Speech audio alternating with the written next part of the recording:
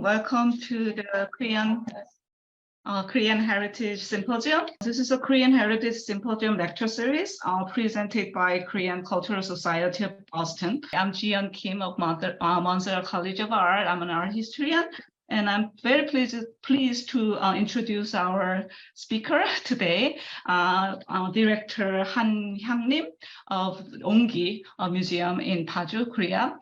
She's an Onggi specialist, and then she just opened this museum in 2004, and she just devoted her life promoting Onggi and its scientific and artistic excellence. So she provided us with this great recorded lecture, so we'll play it.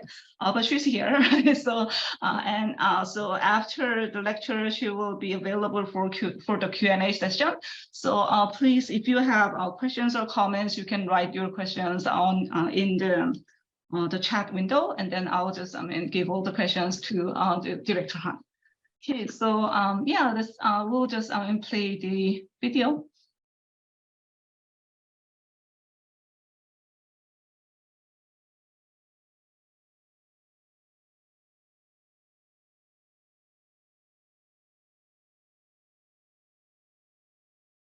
안녕하세요, 여러분. 오늘 한국 옹기의 과학적 조형적 예술미를 주제로 강연하게 된 한양님입니다. 우선 2023년 KCSB 헤리티지 심포지움에 초대해 주셔서 영광이고, 우리의 옹기를 소개해 드릴 기회를 주셔서 감사한 마음을 표합니다. 다만 제가 영어를 잘 못하여 한국어로 강의함을 이해해 주시기 바랍니다. 우선 강의에 앞서 제 소개를 하겠습니다. 저는 이화여자대학교에서 도자기 예술을 전공하고 프랑스로 건너가 리모즈 국립장식미술학교에서 도자 조형을 전공하고 왔습니다. 지금은 한국의 서부쪽 끝에서 파주시 헤이리 예술마을이라는 곳에서 한양님 옹기박물관과 2018년부터는 한양님 도자미술관을 운영하고 있는 관장 한양님입니다. 프랑스 유학 후 도예가로서 활동을 하였는데 1986년부터 활동을 하여 4번의 개인전을 하였고, 그 외에도 여러 그룹전에 참가를 하였습니다. 그 중에서도 미국에서는 2004년부터 2009년까지 스미소니언 박물관이 기획한 From the Fire에 라는 전시의 한국 도예가의 1호로 참여를 하였습니다. 제 작품 3개를 간단히 말씀드리겠습니다. 나의 작업에 있어서 산의 이미지는 고향의 향수를 느끼게 하는 영원한 과제라는 생각으로 내 작품의 주제로서 즐거이 나만의 산들을 사계절로 표현하고 있다. 산의 사계, 봄, 여름, 가을, 겨울, 인생의 사계, 유년기, 청년기, 장년기, 노년기를 상징한다. 자연 속에 산, 나무, 강, 꽃들을 무한한 상상력으로 형상화시키는 과정 속에서 내 자신은 작품과 더불어 늘 새롭게 태어난다. 눈앞에 펼쳐지는 산의 이미지를 새로운 나의 작품에 표현하면서 나의 본신인 그 작품 속에 내 삶의 연민과 고통도 함께 담고 싶다는 그런 마음으로 작업을 하였습니다.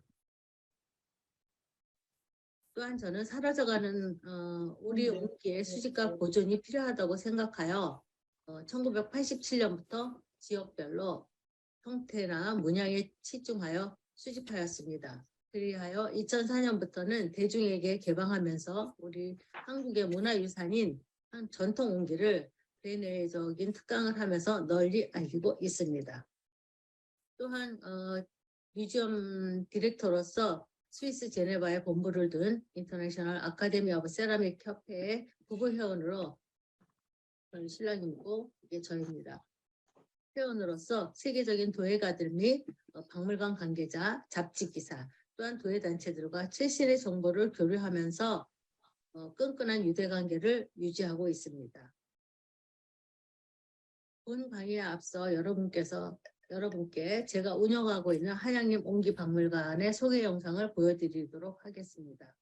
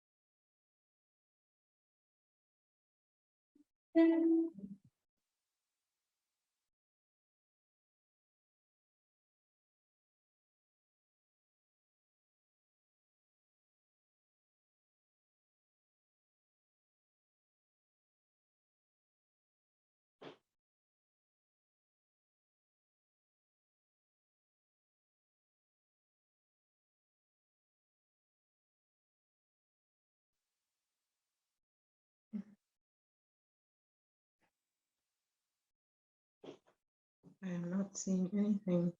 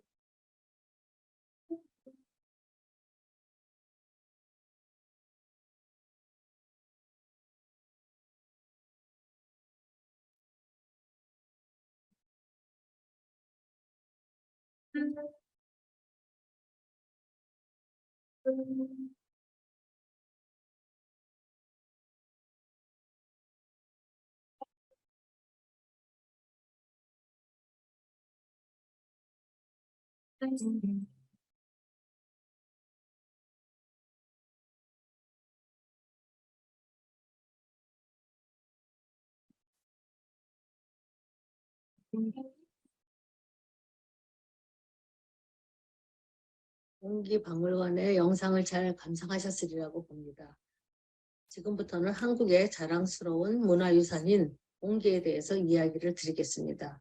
본 강의의 모든 내용은 저희 박물관 소장품을 기준으로 하였으며 1950년 이하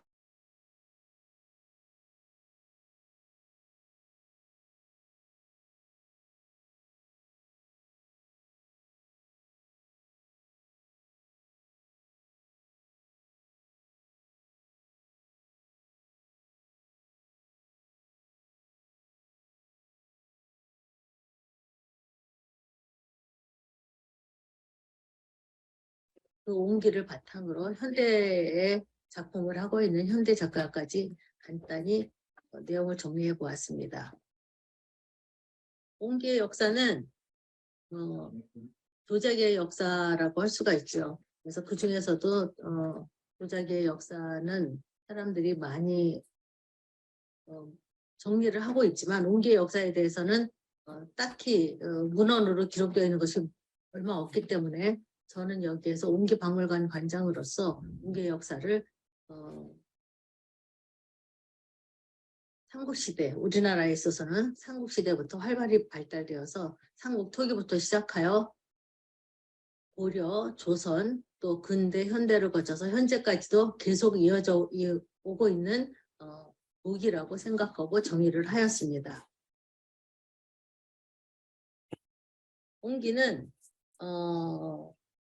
소송 온도에 따라서 그 범위가 다른데 소송 온도란 유압과 태토에 따라서 결정됩니다. 그리고 예전에 그 어른들이 말했던 그 조상들이 말했던 토기는 사실은 700도 이하 뭐 300도, 400도까지 내려가는 그런 것이 있지만 저희가 소장하고 있는 옹기의 종류에 있어서 질독이나 프레독, 오지그릇은 질독은 800에서 900도, 프레독이나 오지그릇은 1150도에서 1200도 사이에 온도로 구워지는 그릇을 통칭하는 것으로서 한자어인 옹기는 우리말로는 독이라고 부르며 큰 항아리를 뜻하는 말입니다.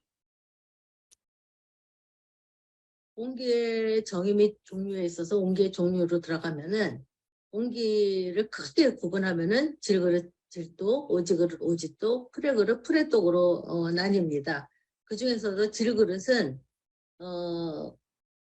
800에서 900도의 온도에 구워지는 그 항아리인데 질그릇에 대해서 좀 더 정확히 말씀드리면은 질그릇이란 가마의 온도가 상승할 때 생솔가지를 넣고 입구와 창틀을 막으면 검은 연기가 밖으로 나오지 못하고 그릇에 스며들어서 그름, 즉 그 탄소 덩어리가 스며들어 검은 회색을 띠게 된 것을 질그릇이라고 합니다.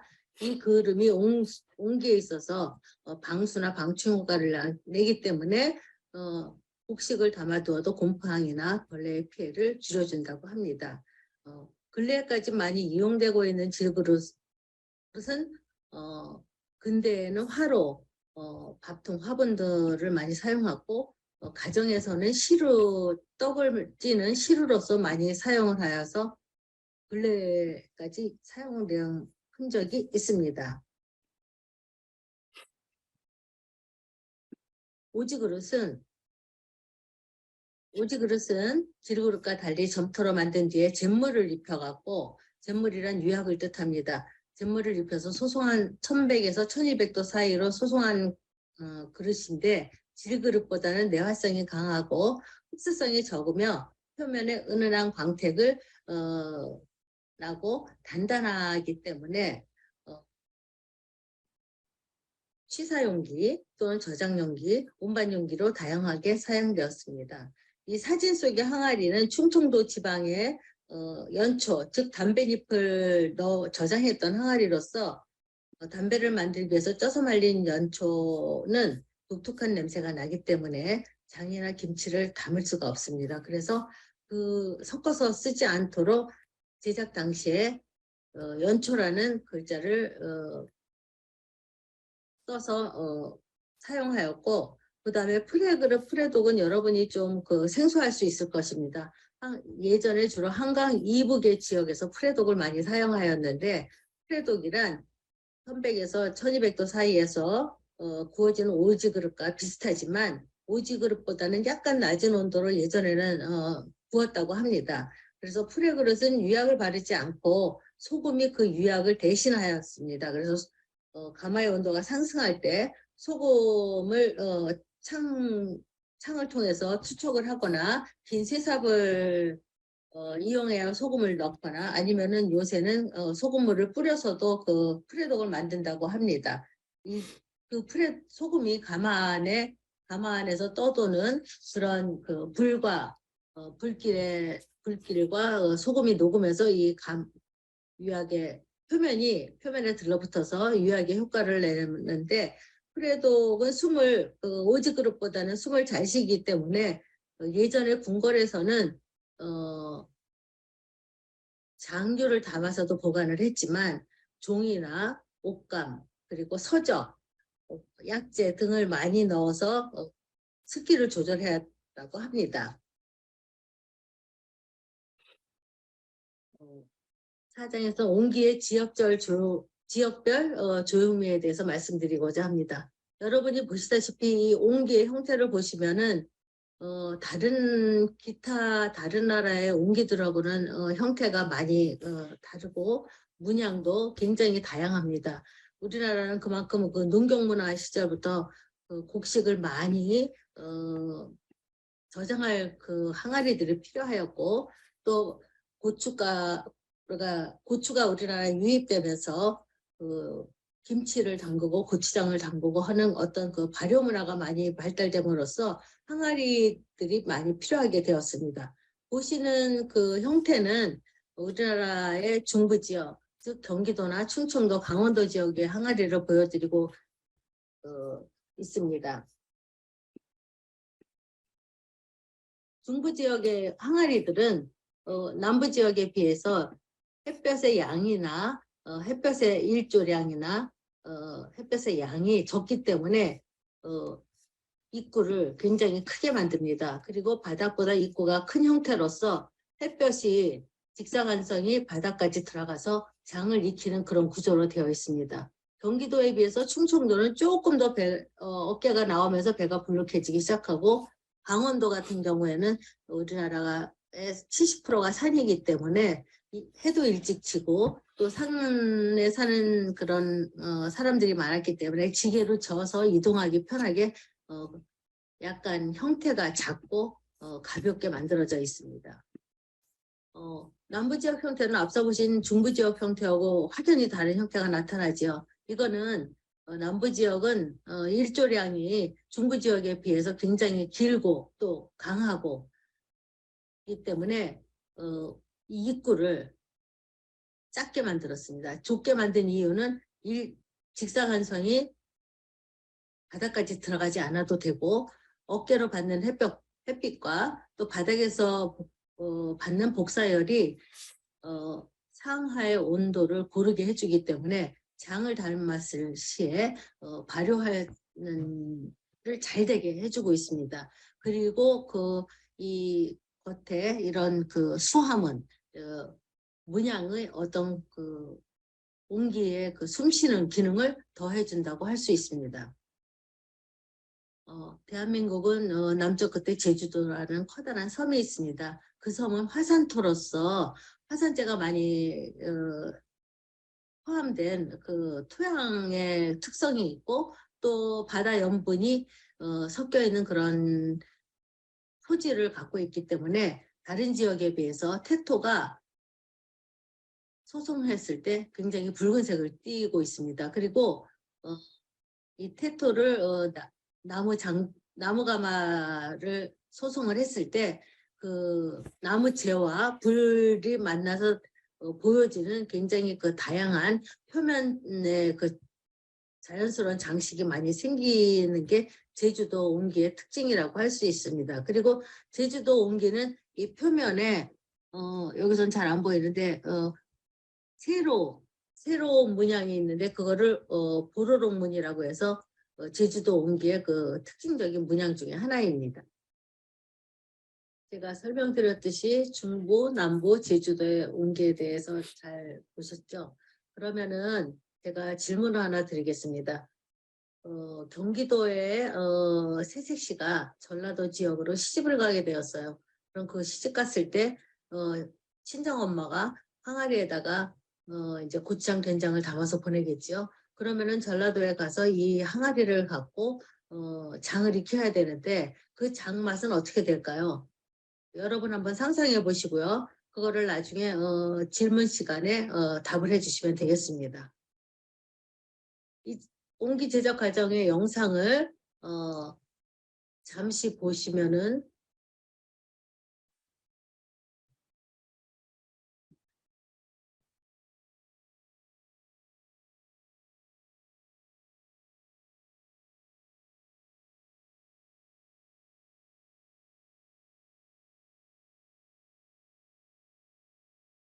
우리나라 옹기를 해외에 나가서 시연 워크숍을 주로 하는 그 경상도 울주군 외고산 옹기골의 허진규 경상도 무형문화재이십니다. 이분은 대를 이어서 하고 계시는 분으로서 외국 작가들조차도 우리나라의 그 옹기 기법에 대해서 굉장히 놀라움을 금치 못하는데 그 이유는 한두 시간에 저렇게 커다란 항아리를 끌어올릴 수 있다는 거에 대해서 사람들이 놀라움을 금치 못합니다. 그 이유, 우리나라가 이 항아리를 금방 한두 시간에 할 수 있는 거는 큰 기물을 만들 때 그 안에 제 통을 걸어갖고 안쪽을 말리고 또 바깥쪽을 말려가면서 큰 기벽을 쌓아 올라가는데, 그리고 옹기는 한 번밖에 소송을 하지 않습니다. 한 번 소송을 하는데 잿물을 입혀서 수화물을 넣고 야외에서 바짝 말린 다음에 가마에 재임을 하고 1100에서 1200도가 될 때까지 불을 뗍니다. 보통 한 일주일에서 열흘 정도 가마 크기에 따라서 일주일에서 열흘 정도 불을 뗀다고 하고 한 3, 4일 천천히 식힌 다음에 옹기의 가마문을 열면은 그림과 같은 옹기들이 이제 탄생해서 나오는 과정을 보여드리고 있습니다. 이제부터는 문헌에 있는 아니면 옛날 사진 엽서에 있는 그런 옹기가 있는 옛 풍경에 대해서 조금 이해를 돕기 위해서 보여드리도록 하겠습니다. 이 사진 속의 풍경은 이북지방의 의주라는 곳에서 만들어진 프레독, 이 항아리들이 주로 프레독입니다. 이 커다란 이 프레독을 줄로 단단히 고정시켜 갖고 흐트러지지 않게 엮은 다음에 그 위에도 나뭇가지를 얹어서 더 많은 한 번에 많은 옹기를 강을 통해서 남쪽으로 내려보내는 그런 모습인데, 이 프레독은 주로 예전에 한강 이북 지역에서 주로 많이 사용을 하였다고 합니다. 한강 이남 지역에는 프레독이라는 게 보이지 않고 있어요. 이렇게 강을 통해서 내려보낸 옹기들은 시장이 쓰는 그런 포구에 닿아서 거기에 다 내려놓고 이곳에 옹기 장수들이나 옹기점을 하시는 분들이 이곳에 와서 항아리나 옹기 그릇들을 사갑니다. 사가면은 그 다음에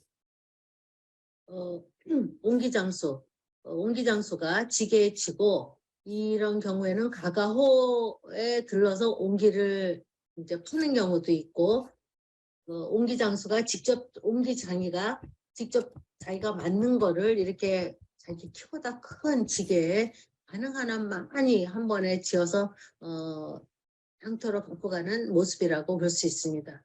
이 사진 속의 그 옹기장수의 얼굴이나 체구를 봐서는 그 시절 고단한 삶이 묻어나는 그런 그 모습을, 애잔한 모습을 보여주고 있습니다. 이렇게 유통되는 과정에서 장날이 있으면 한국은 5일장이라는 것이 있습니다. 옹기점이 있기도 하지만 5일장에 이렇게 사람들이 나와서 자기들의 그 집안 살림에 맞는 크고 작은 항아리들을 구입해 갑니다.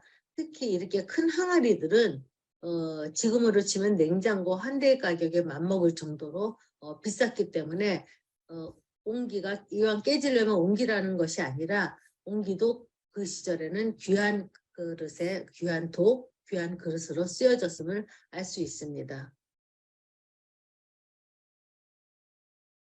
전통적인 한옥의 모습을 보여주고 있는데요. 이 우리나라 한옥에는 예전에는 70년대 이전만 해도 저희 집만 해도 뒷곁 양지 바른 곳이나 안뜰 양지 바른 곳에 장독대가 있었습니다. 보통 20, 30개의 크고 작은 장독대가 있었는데 큰 독들에는 장이나 된장, 고추장, 오래 묵혀서 먹을 수 있는 것들을 주로 넣고 쓰고 있고, 지금의 이 모습은 아마도 김장철이 돼서 어머니나 할머니들이 모여서 김장을 하는 모습이 담긴 그 풍습을 보여주는 우리 고유의 그 김장 문화를 보여주는 사진이라고 할 수 있습니다.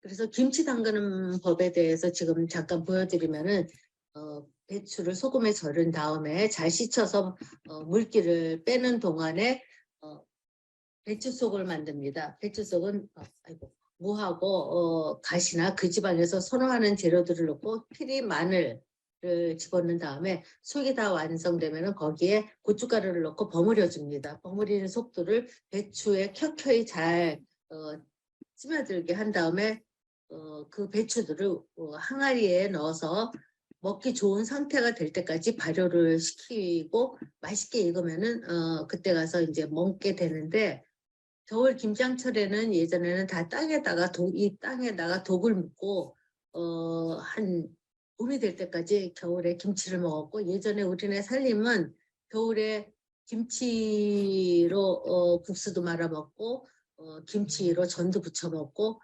대소사 제사 지낼 때나 차례 지낼 때나 가정에서 대소사가 있을 때는 김치가 굉장히 큰 반찬 중에 하나였다고 보시면 됩니다. 그리고 김치는 유산균이 많이 포함되어 있어 갖고 우리나라 사람들이 즐겨 먹는 음식 중에 하나지만, 지금은 K푸드라고 그래 갖고 해외에서도 김치를 굉장히 많이 드시고 있다는 게 TV를 통해서도 많이 나오고 있습니다. 지금은 이 장면을 이제 된장 담그는 그런 장면을 보여드릴 텐데, 영상으로 간단히 또 보여드리도록 하겠습니다. 콩을 삶아서 집집마다 본인들이 선호하는 형태로 이렇게 모양을 만든 다음에 새끼줄로 잘 꽈서 통풍이 잘 되는 처마밑이나 저장고에 놓고 몇 달을 두세 달을 말리면은 이렇게 누룩곰팡이가 핀다고 합니다. 그 누룩곰팡이가 필 때까지 메주를 바짝 말려서 당 담그는 날을 받아갖고 그 깨끗이 닦은 메주를 항아리에 담아야 되기 때문에 그 항아리가 새는지 금이 갔는지를 알아보기 위해서 볏짚을 태워서 넣기도 하고, 볏짚을 태우는 이유 중에 하나는 또 항아리 속에 병충해를 다 소독하는 의미도 담겨 있습니다. 이렇게 깨끗이 닦아진 메주를 이동해서 아까 소독한 항아리에다가 켜켜이 쌓아주면 되는데, 저렇게 쌓아진 메주는 이제 우리가 그 천일염을 녹인 그 소금물을 부어줘야 됩니다. 근데 그 소금물을 붓기 전에 소금물에 메주가 뜨면은 장이 잘 안 되기 때문에 대나무 가지로 소금물에 메주가 뜨지 않도록 단단히 고정을 시킨 후에 이제 깨끗한 그 천일염을 정제시킨 소금물을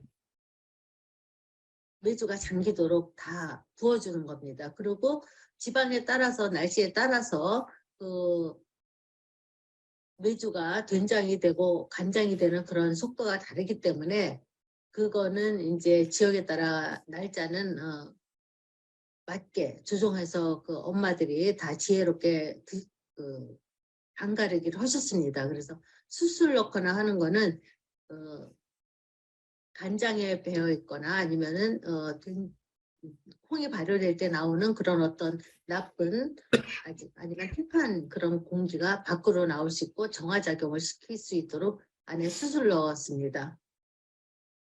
이렇게 한두 달이 지나서 이제 다 소금물에 잘 점여진 그런 메주를 꺼내서 다 저렇게 손으로 부셔서 또 깨끗이 소독된 항아리에다가 담궈서 1년이고 2년이고 숙성시키면은 맛있는 된장이 되는 것입니다. 그래서 간장이든 된장이든 오래 묵을수록 장맛이 단맛이 나고 더 깊은 맛이 난다고 어른들은 오래 묵은 장이 더 좋다고 저희한테도 말씀을 해주셨고, 사실 단맛이 많이 납니다. 자, 이제부터는 저희 주제 중에 하나인 과학적인 우수성이 무엇인가에 대해서 말씀드리겠습니다. 고추장, 된장, 간장, 정말 색깔도 예쁜 우리나라의 그 발효 음식이죠. 보통은 옹기가 숨쉰다고 하는데 여러분들이 그런 말은 들어보셨겠지만 왜 숨쉬는지에 대해서는 정확히들 잘 모르십니다. 저도 옹기를 공부하면서 그런 것이 궁금해서 공부를 해봤는데, 옹기가 숨쉰다는 것은 옹기의 흙 속에 모래알갱이가 굉장히 많이 있습니다. 그 모래알갱이를 포함한 그 이 흙에 가마에서 불을 떼면은 이 흙 속에 있던 수분들이 빠져나가게 됩니다. 그 수분이 빠져나간 자리에 아주 미세한 기공들이 생기는데, 그 미세한 기공으로 우리는 옹기가 숨을 쉰다고 하는 것입니다. 그래서 내부에서 생기는 발효시 생기는 탁한 그런 공기를 밖으로 내보내고, 외부의 신선한 공기를 받아들여서 항아리 속에 그 음식물이 아주 맛있게 발효가 되도록 해주는 작용을 합니다. 그래서 사람들이 보통 그런 얘기를 하면은, 아니 그러면은 비가 올 때는 빗물이 들어가면 어떡하냐고 하고 굉장히 걱정스러운 말씀들을 많이 하시는데, 그것은 우리나라 항아리는 전부 밖에 있습니다. 안에 있는 거는 정말 그 마른 곡식을 두는 그 광이라고 하죠, 옛날에. 그런데 두는 것 빼고는 거의 다 그 발효 저장 항아리들은 밖에 있기 때문에, 그런 것에 대한 그 궁금증을 해소하기 위해서 다음 그 장면을 보여드리도록 하겠습니다. 옹기의 기공은 빗물의 크기보다 훨씬 작아 빗물을 차단할 수 있고, 공기보다는 훨씬 커서 통기성을 보장하는 것으로 드러난다. 최고의 섬유라는 방수천과 원리가 같은 것이다. 그뿐만 아니라 소금 설탕의 분자보다도 크다는 것을 알 수 있다.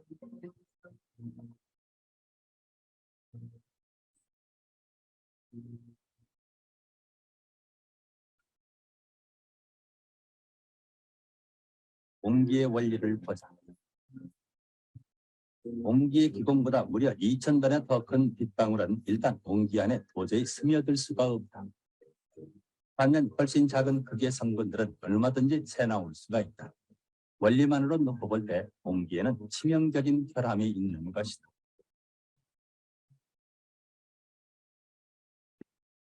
옹기의 기공은 이렇듯 맞돌려 있다. 그럼에도 내부의 물이 새나가지 않는 이유를 보자. 액체 상태의 물은 기공을 통해 옹기의 표면까지 진출하게 되는데, 그 순간 내부 압력은 외부 압력과 맞부딪혀 평형을 이루고 표면까지 진출했던 물은 정지한다. 소금 성분이나 당분 성분도 물에 용해든 상태로 내부 압력에 의해 일단 기공의 표면까지 진출한 상태에서 정지한다. 이때 표면에 노출된 물은 수증기로 날아가고, 염분과 같은 분자 성분은 표면에 엉겨붙어 일종의 막을 형성한다. 그렇다면 외부의 공기는 어떻게 들어오는가?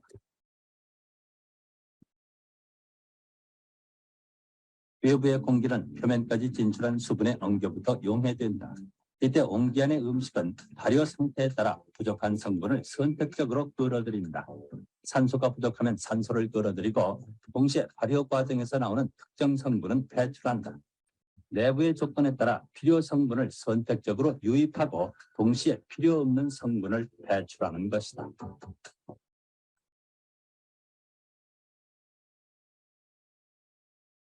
영상 속에 보셨듯이 내부에서 밖으로 나온 불순물들이 이 기벽에 쌓이면은 그걸 소금적인다 내지는 당분이 맞지 메밀꽃이 핀다고도 어른이나 할머니들이 말씀하셨습니다. 그렇게 될 경우에는 어떻게 될까요?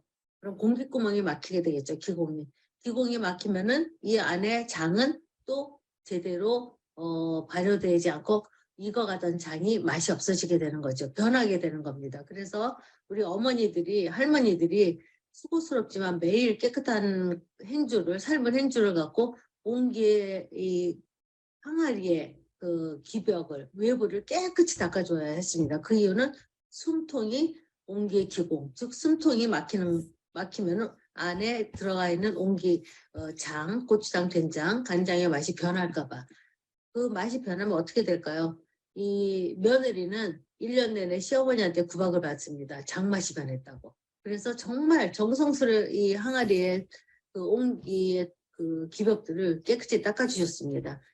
근래 현대에 사는 저희들은 상상을 할 수 없는 일이지만 저희 어머니 세대만 해도 이런 일을 하고 사셨습니다. 그래서 제가 가끔씩 하는 얘기가 내가 조선시대나 근대에 태어나지 않고 현대에 살고 있는 것이 여자로서 얼마나 행복하고 그 복받은 일인가에 대해서 굉장히 많이 느끼면서 살고 있습니다. 지금까지는 전통 옹기와 그 전통 옹기의 조형미 그리고 어떻게 숨을 쉬는가에 대한 그 과학적인 면을 다루었다면은 이 8장부터는 전통 옹기를 토대로 그 기법을 이용하면서 현대 작가로서 자기만의 옹기 표현을 현대 옹기를 표현하고 있는 작가들을 몇 분 소개해 드리려고 합니다. 김창호 작가 같은 경우에는 국가무형문화재인 아버지 김일만 옹기장한테서 그 옹기 제작 기술을 어려서부터 배웠습니다. 이분은. 그리고 그 기술을 바탕으로 자신만의 새로운 질독을 만들고자 하는 작가로서 차세대 작가로서 작품에 보이는 이런 자국들은 손가락이나 도구로 장식했던 지두문의 기법에서 영감을 받아 표현하였다고 합니다. 전라북도 무형문화재인 안시성 작가는 전통 나무 장작가마의 방식을 고수하면서도 유약을 잿물을 입히지 않고 그 자체의 가마에서 생성되는 그 불길에 의한 그 자체의 아름다움을 표시해주고 있습니다. 그래서 이분은 또한 전라도의 전통 옹기를 생활 옹기로서 많이 만들기도 하는데 특히 전라도나 경상도 지방은 차문화가 많이 발달되어 있습니다. 그래서 그쪽에서는 차항아리나 다기, 다도 이런 거를 많이 만들어서 보급하고 있고 현대인의 식생활에 맞는 패턴으로 옹기를 개발하고 제작하고 있는 무형문화재 옹기장입니다. 그리고 제주에서 작업하고 있는 오창윤 작가는 흙이나 돌, 물, 그리고 제주의 숨이라는 그런 주제로 작업을 하는 현대 작가인데 차그릇이라는 작업이 아니라 제주의 그 토질, 토형, 기후를 이용한 현무암의 이런 느낌을 도자기에도 직접 사용을 하면서 지리적 아니면은 역사적인 그런 요소들을 본인의 작품에 다 내포시켜서 표현하고 있는 작가입니다.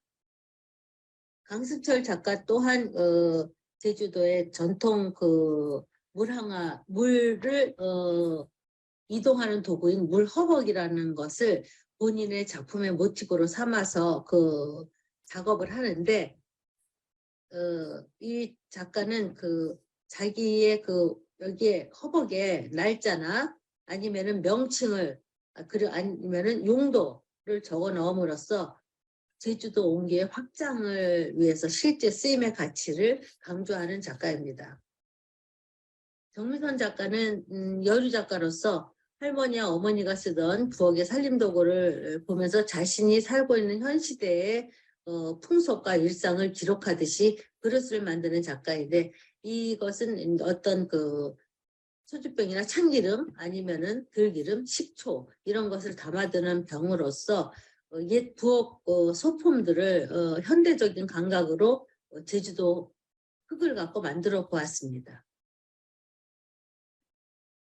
장석현 작가는 옹기 중에서도 프레독을 하는 작가인데 이 바탕은 프레독입니다. 그 프레독 위에 북한의 회령지방에서 만들어진 회령유약의 영감을 받아서 회령유약을 프레독 위에 녹아내리게 하는 듯한 그런 작품인데 원래 북한의 회령지방의 회령류는 회령항아리는 눈물항아리라고 해서 이 흘러내리는 듯한 느낌이 마치 항아리가 눈물을 흘린다 하는 것 같다고 표현을 해서 눈물항아리라고도 많이 표현을 합니다. 부대에 걸쳐서 옹기 작업을 하고 있는 배현식 작가는 프레독의 바탕 위에 본인이 왕실에서 많이 쓰던 그런 특히 왕실에서 많이 쓰던 프레독의 기법을 이용해 갖고 그 위에 그 이 황토를 유약처럼 입혀 갖고 본인만의 작품 세계를 표현해 보고자 하는 작품으로서 굉장히 그 옹기 중에서도 프레독의 애착을 갖고 애정을 갖고 발전시키고 계승시키고 있는 작가입니다. 이인진 작가는 교직에서도 30년 넘게 교직에서도 제자들을 가르치고 퇴직을 하셨지만 그 물레 성형을 한 기형들을 첩첩이 쌓아 올리고 그것을 장작가마에서 나무재와 그 불의 그 만남으로 인해서 생기는 그런 색의 변화 그리고 모양의 형태의 찌그러짐, 눌림의 미학 아니면은 본인이 원하고자 하는 그 쌓여있는 설치 예술을 하는 작가로서 굉장히 열심히 본인의 예술 세계를 60이 넘도록 추구해 나가고 있는 작가입니다. 제 강의가 여러분이 한국 온기를 이해하는데 그런 조금이나마 도움이 되셨기를 바라면서 이 강의를 마치고 질문을 하도록 하겠습니다. 그리고 제가 아까 질문을 드린 거가 기억이 나신다면 그 질문에 대한 답도 해주시기 바랍니다. 감사합니다. So thank you so much for. So right now I'm translating Director Hans' words. Thank you so much for inviting me to this great symposium, and then she wants to thank everybody in the society and thank everyone who came to listen to her lecture. And yes, and she's waiting for the questions, and I have 2 questions so far. And also she asked if you remembers her initial questions about this bride who came from this Gyeonggi province, right? Gyeonggi province is located in the north and central Korea, so but it's relatively north, right? And then she got married to Cholla husband, and then the Cholla province is located in southwest, yeah, the southernmost part of Korea. So she asked what will happen if she brings this Gyeonggi, right, style ongi and doenjang or other like fermented the food inside this ongi, and then if she brings this ongi along with her to this Cholla province, what will happen to that food? Right? So that was her initial question. So okay, so I have a question from George Carson to everyone. To our Director Han. Is ongi still used for fermentation today in some places? Also, how is ongi different from other pottery? 예, 옹기가 아직도 쓰이는지 그리고 다른 도자하고 어떻게 다른지 좀 설명해 주시면 좋을 것 같아요. 예, 퀘스천 1에 대해서 말씀드리면 옹기는 현재도 전국에 걸쳐서 사용되고 있고 옹기가 다른 포터리와 다른 점은 청자나 백자나 옹기는 다 기본적인 흙이 달라요. 흙이 달라갖고 구워지는 온도도 다르고 그거에 따라서 유약도 다르고 그러니까 다 달라요. Okay, so yeah, so the ongi is still used in or around Korea, and also the ongi and porcelain and celadon and all these different potteries use different clay, and then they're fired at different temperature, and the type of glaze used for each type of potteries are all different. And for Anna Maria's question. 옹기가 그러니까 어떤 사람들이 만들었는지 좀 얘기해 주시면 됩니다. 예전에는 옹기를 주로 남자들 그리고 현재도 그 옹기장 무형문화재로 지정되신 분들은 다 남자분들이십니다. 여자분들은 없고요. 근데 근래에 있어서는 현대에 있어서는 옹기를 만드는 여자 작가들도 많이 있습니다. 그렇지만 주로 남자분들이 만들었고요. 지금 데코레이션을 얘기하시는 거죠? 네, 그러니까 그냥 장식용으로만 또 옹기가 쓰였는지. 그 옹기 표면에 보면 이렇게 낙엽을 붙이거나 나뭇잎을 붙이거나 수화문을 하거나 그런 어떤 게 장식용으로도 사용이 되었지만 그게 사실은 옹기의 그 유약을 잿물을 입힘으로써 옹기 표면에 숨쉬는 구멍이 줄어들어요. 그렇기 때문에 그 기능을 보완해주기 위해서 이 장식을 하면 거기에 이제 옹기 테토가 드러나거든요. 그렇기 때문에 그 테토를 통해서도 아까 봤듯이 공기에 숨을 더 잘 쉴 수 있게 해주는 기능을 갖고 있어요. 아, 네. 그리고 아니, 혹시 저 그러면 데코레이션을 많이 옹기가, 했잖아. 네, 옹기가 완전히 장식용으로 쓰인 만들어. 적은 없나요? 식용으로도 예전에는 많이 또 있었죠. 그래서 뭐 우리 꽃병이라든지 그런 식으로. 네. 꽃병 같은 네네. 것도 있었고 화분도 있었고요. 옹기가. 네네. 네. Okay, so, 그리고 보면은 저희 많이 있어요. 옹기도. yeah, 같이. yeah. So traditionally, ongi were made by men, but nowadays, women artists are also working with ongi. But traditionally, it was men's job, right? Because it need like vigorous, the labor maybe. And yeah, ongi were used for as decorative objects like flower vase and other decorative vessel. But one thing that she wants to mention is that, you know, the decoration, the incision made on the ongi also had some functions, because it when you have incision, right, so it will reveal this unglazed surface of ongi, right, clay. So she talked about this this breathable, like a quality of ongi, and then in a way it enhances that quality, the decoration, the incisions. And the next question, hot lesson. 햇빛을 많이 보면은 더 fermentation이 빨라지는지. 그거는 햇볕의 양을 조절하는 게 그 발효시키는데 굉장히 중요하거든요. 그래서 햇볕을 많이 본다고 해서 빨리 되는 게 아니라 이게 열을 많이 가해지기 때문에 이게 발효가 제대로 되는 게 아니라 끓어서 증발해 버려요, 수분이. 그래서 발효가 빨리 되는 게 아니에요. 예. 즉 So not 적정한 necessarily. 햇볕을 지속적으로 Yeah. 우리가 관리를 해주고 뚜껑을 햇볕 나는 날 열었다 닫았다 비 오는 날 닫아주고 뭐 이런 거를 함으로써 적정하게 유지를 해주는 거지 햇볕을 강하게 받는다고 빨리 되진 않아요. Okay, so her answer is not necessarily. So it needs just the right amount of sunlight, right, and warmth. Right? So it is more important to maintain the you know, the constant amount of sunlight letting in. Right after foam, the glaze에 대한 question 있는데요. Right after foam was made. 드라이 되기 전에 글레이즈가 유약을 발라지는지 아니면은 다 마른 후에 유약이 발라지는지.